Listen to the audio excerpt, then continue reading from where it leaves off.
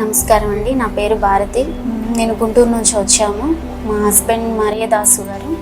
తనకి 2 సంవత్సరాల క్రిందట ఫీవర్ వచ్చిందనేసి ఆర్ఎంపీ డాక్టర్ దగ్గరికి వెళ్ళాము. అక్కడ చూయించుకుంటూ ఉన్నాము. ఏమీ జ్వరం అనేది తగ్గట్లేదు. కొన్ని టెస్టులు చేయించుకోవడం జరిగింది. మరి ఆ టెస్ట్లో అవి కొంచెం ఖర్చు అవుతాయి అనేసి అన్నారు. అయినా చేయించుకోవాల్సి వచ్చింది. చేయించుకున్నాము. అంటే ఊహించలేదు ఇలా క్యాన్సర్ నిర్ధారణ అవుతుందని.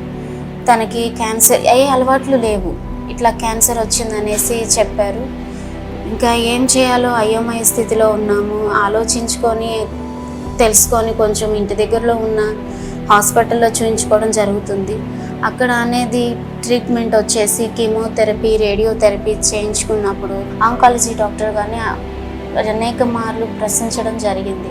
ఇది తగ్గుతుందా లేదా సార్, ఇంతే పరిస్థితి అని అడుగుతూ వస్తూ ఉన్నాను. అయితే అడగగా ఒక్కసారి సార్ చెప్పారు, ఇలా ఈ వ్యాధి దీర్ఘకాలిక వ్యాధి కింద పడిపోయిందమ్మా, ఇంకా ఇంతే అనేసి అన్నారు.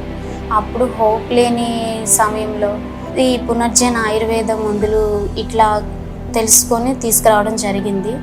ఈ మందులు వాడుతున్న దగ్గర నుంచి తనకి రిజల్ట్ అనేది బాగుంది. ఏంటంటే తను ఫుడ్ తీసుకోగలుగుతున్నారు, తన పని తను చేసుకోగలుగుతున్నారు. ఎటువంటి సైడ్ ఎఫెక్ట్స్ అనేది లేదు, ఎలాంటి ఇబ్బందులు లేవు.